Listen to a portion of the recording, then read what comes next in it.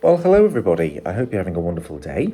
It's starting to get dark here now, hence the mood lighting reflecting artistically off my bonds.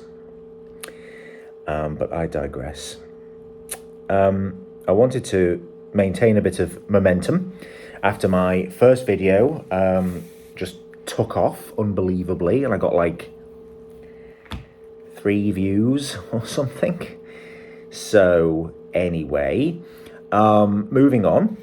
I thought what I'd do is just start to introduce to you, off the back of me talking around what motivated me to do the book, around the world that I wanted to create for the books. And it strikes me that a lot of authors approach world building from two or more sort of disparate angles. The first is they create this huge, complicated, vastly detailed world where every last thing is catered for and no stone is left unturned, and then they sort of place their characters in it and see how that develops. The other way, and the way that I tended to work, was to create the characters, create the relationships and the conflict, and then think, right, okay, I need to put them somewhere. I need to set them somewhere. They need to have a place to live, and that's kind of how I approached it. And both are perfectly valid ways of doing it, and there are wonderful examples of both out there. So when I approached my world, one of the things that really appealed to me was this idea of darkness versus light, which I think I mentioned in my previous video. And when I was a child, I was a huge fan of a cartoon called The Mysterious Cities of Gold. And it was about 3 children accompanied by some adults occasionally. And it was their journey to the Americas with the Spanish fleet to try and find the lost city of gold. I think it was an Inca civilization, if memory serves. And one of the things I took from the cartoon, which has never really left me, was the constant references to the sun, the moon, celestial bodies, the stars, a lot of the crazy puzzles and the situations they had to get themselves out of involved reflecting light from mirrors and strange sorts of precious stones that meant different things. And there was an infamous episode with a jade mask, which was just wonderful. And I suppose that sort of stuck with me, and I thought, well, I like this idea of the sun and the moon, and what can I do to build upon that, basically? And I thought, well, why don't we sort of personify the sun and the moon? Why don't we make them a bit more into real people, in a sense, gods, if you will, creators, probably a better term. And so Sol, the sun, and Loon, her brother, were born. And I'll just give you a bit of a brief rundown of the sort of the lore behind it. Sol and Loon kind of ruled the sort of barren earth for a very, very long time alone, and they were lonely. So they created children plucked from their emotions. So these children would become worshipped eventually as gods by mortals. So you had gods of love, of hate, of empathy, of sorrow, of joy, etc., etc. And for a time, they thought that they were happy. And the Loon in particular basked in the adoration of his children. You know, anyone who worshipped their father absolutely adored him, and he thought he was the bee's knees, basically. And his sister Sol, she was jealous of this. She was jealous of the attention he was receiving. So one day she gifted him a mirror that he may glimpse himself whenever he wanted. But he was tricked, because of course he was. Because as soon as he looked in the mirror, he was trapped behind it and plunged into darkness. Because what Loon failed to realize was he was only spectacular and beautiful and shone brightly because he reflected her light.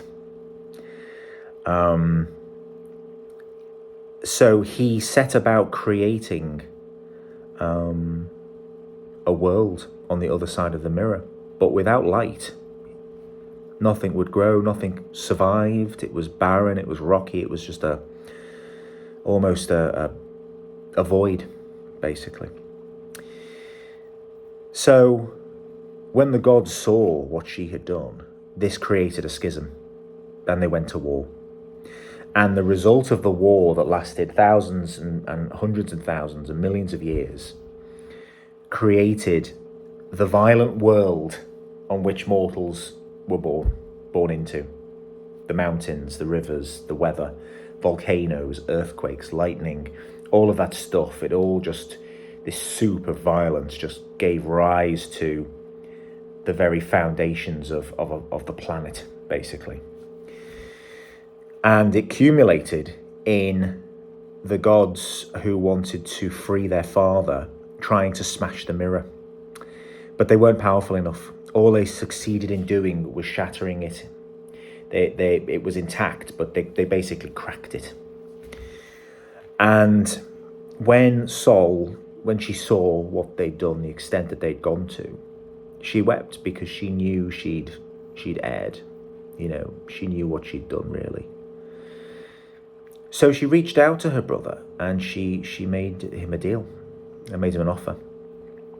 And she said, "You can reflect, I will allow you to reflect my light down onto the world that you've created. In other words, to give rise to a world of your own on the other side of the mirror.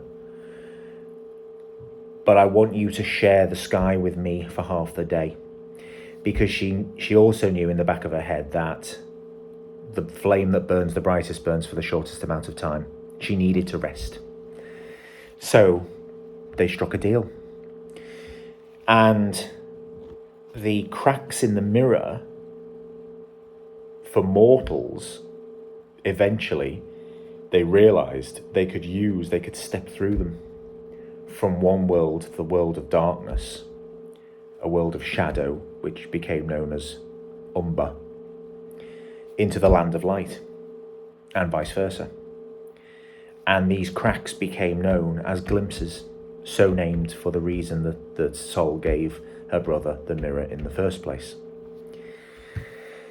So one side kind of had that law and that world,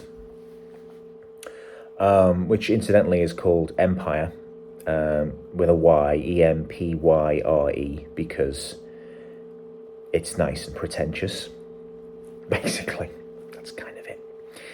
Once I'd had that world, I thought, well, who can live in this place of darkness? How could they survive?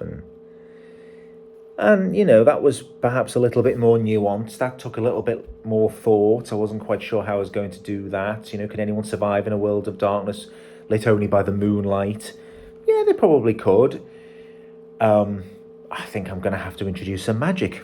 So that's exactly what I did, because why not?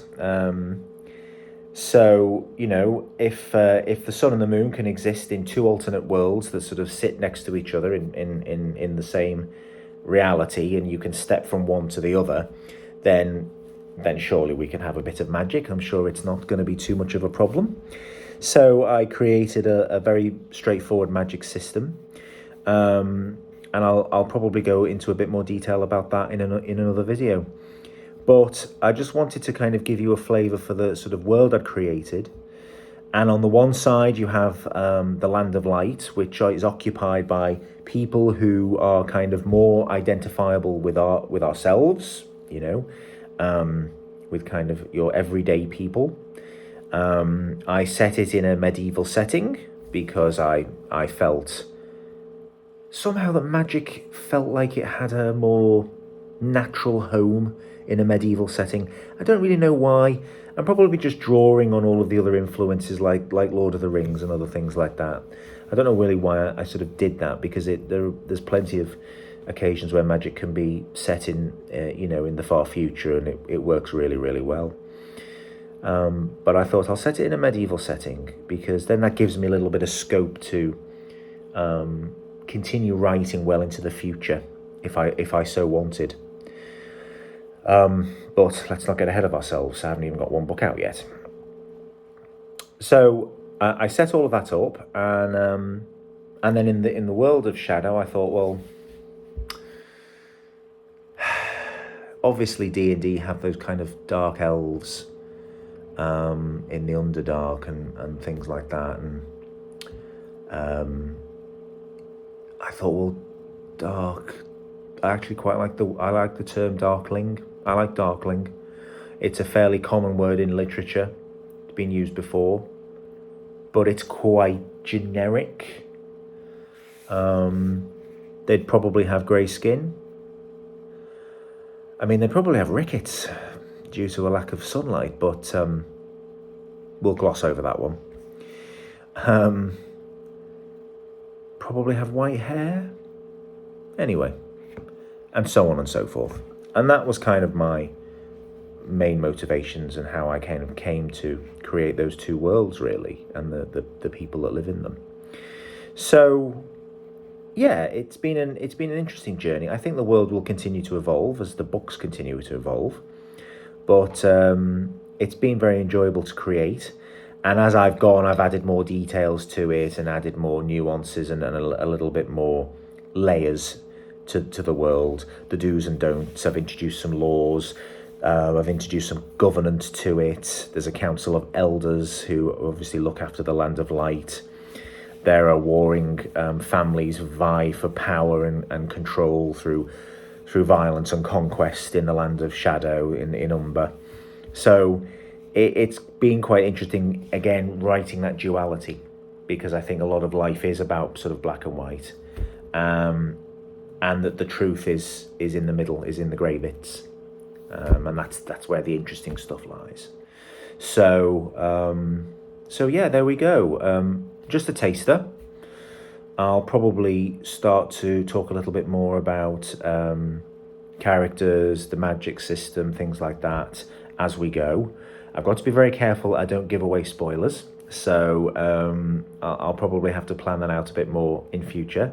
But for the time being, please like, share and subscribe. To remember to say that. And I'll see you again soon. Thanks for your time.